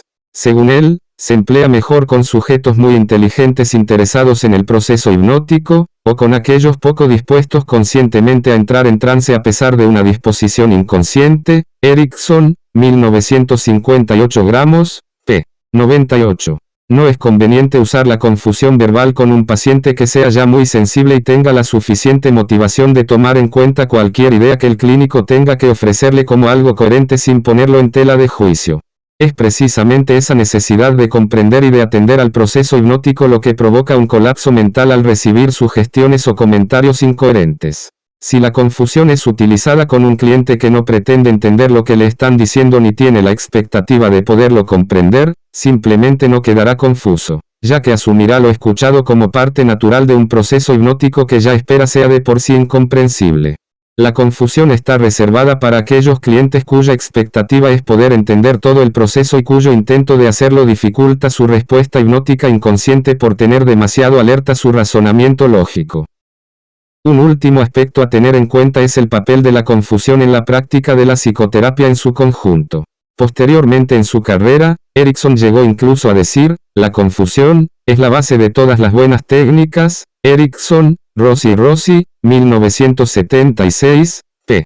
107. Se trata de una afirmación muy amplia del papel de la confusión. El razonamiento de Erickson se entiende mejor desde una perspectiva de aprendizaje.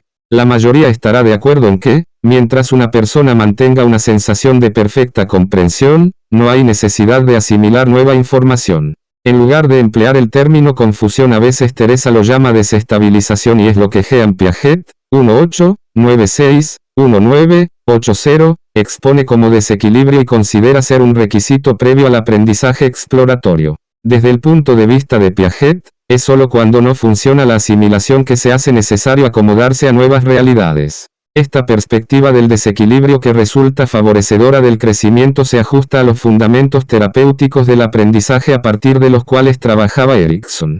Si estaba principalmente interesado en la reeducación del paciente, entonces era necesaria cierta cantidad de confusión. O dicho de otro modo, es necesario borrar la pizarra para que quede espacio para incorporar conceptos nuevos. O, como dice José María Gasalla, hay que desaprender para poder aprender de nuevo, y este proceso ha de ser permanente para actualizarse. Asunto, Confianza y Compromiso, 2011 edición. Lid.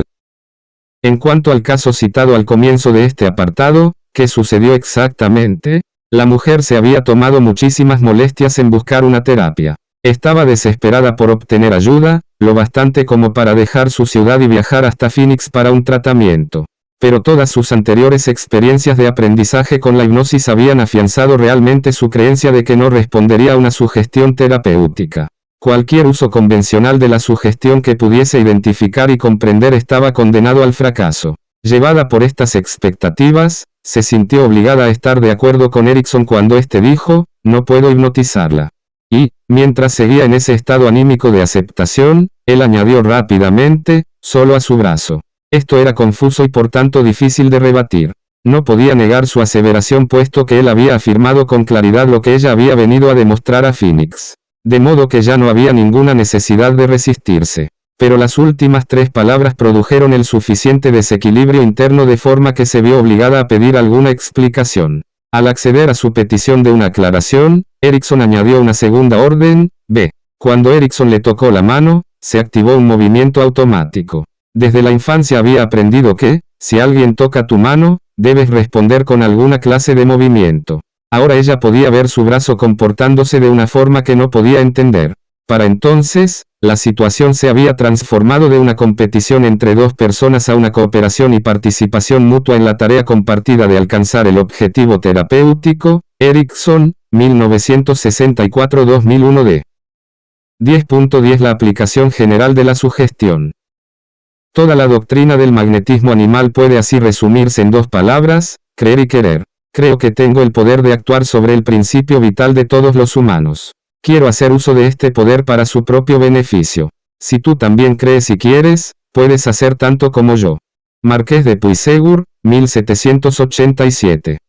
Aunque estaba muy versado en los rituales de inducción formales y autoritarios usados en la hipnosis tradicional, Erickson creía que el ejercicio de la sugestión se lleva a cabo mejor en el contexto de una relación interpersonal flexible y cooperativa. Cuando ofrecía sugestiones terapéuticas, Erickson elaboraba sus observaciones utilizando diversas sugestiones directas, indirectas y permisivas con el propósito de encauzar las reacciones de los pacientes hacia una conducta receptiva y sensible. Erickson, 1964-2001 B. Grande. Todas ellas servían al propósito general de construir una relación en la que los pacientes pudiesen descubrir recursos no percibidos y un potencial para la curación.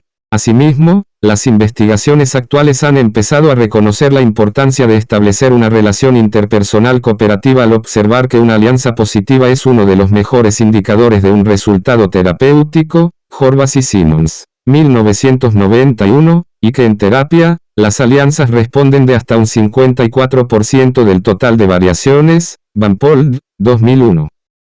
El uso maestro de la sugestión por parte de Erickson era extraordinariamente diverso y por tanto difícil de abarcar en un breve capítulo. Afortunadamente, su enfoque de la hipnosis ha sido bien documentado y analizado a fondo en muchas otras fuentes, por ejemplo, Batino y Saus, 2005, Erickson, Rossi, 1976, Erickson y Rossi, 1979, Erickson y Rossi, 1981, Gilligan, 1987, Gordon y Myers-Anderson, 1981, Langton y Langton, 1983, Seig, 1980.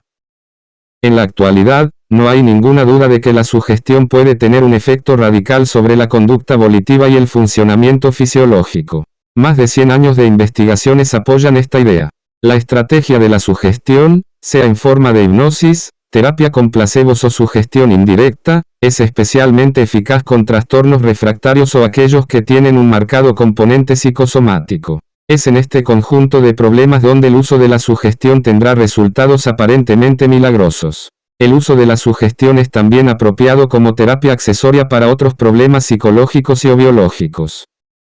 Cuando se plantea determinar qué técnicas producen mejores resultados, no hay un claro consenso.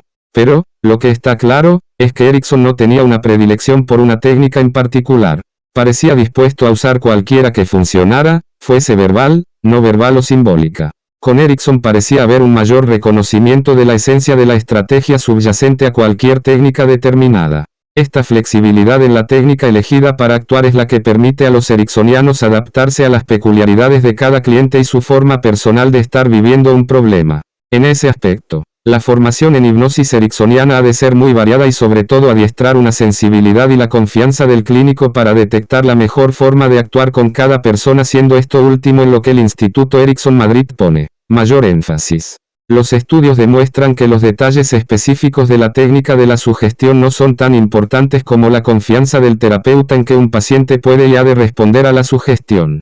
En un estudio de referencia, Lerner y Fiske, 1973, descubrieron que la creencia del terapeuta en que él o ella podía ayudar era mejor indicador del resultado que los atributos del paciente. que anteriormente se había pretendido que predecían el resultado. Igual de revelador es el innovador estudio de Rosenthal en el que se estableció que las expectativas de éxito de un estudiante por parte de un profesor tenían un efecto significativo en el rendimiento escolar.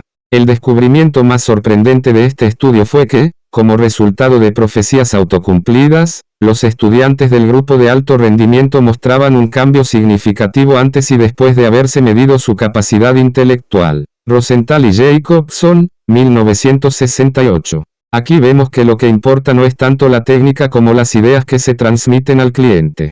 6 años antes del descubrimiento de Rosenthal, al aclarar su posición sobre la esencia de la inducción hipnótica, Erickson declaró con énfasis: cualquier médico necesita un profundo sentimiento de, puedo hacer esto, y puedo haber hecho esto otro. Y todo lo demás, si hay algo más, queda en manos del destino ayudado por todo el bien que puedo hacer. Para inducir un trance, uno necesita transmitir con palabras, comportamientos, ademanes, actitudes emocionales y conocimientos intelectuales. ¿Qué se espera del paciente verdaderamente y con toda confianza que sea capaz de aprender a entrar en trance tan fácilmente y tan bien como cualquiera de sus compañeros? Erickson, 1962-2001, p. 1-3. Partiendo de la minuciosa discusión de la sugestión en este capítulo, hay algunos aspectos generales que se aplican a la mayoría de las terapias. Quiera o no quiera, el efecto de la sugestión existe en la vida cotidiana y en cualquier tipo de terapia aunque no se emplee procesos hipnóticos, como han demostrado los estudios con placebos. Este hecho crea una determinada serie de responsabilidades y el profesional de la salud deberá tener en cuenta que sus comentarios y su propia expectativa son predictores de los resultados a lograr. En una buena práctica, todos los terapeutas deberían considerar las ventajas de explicar con entusiasmo a sus pacientes los beneficios conocidos del tratamiento.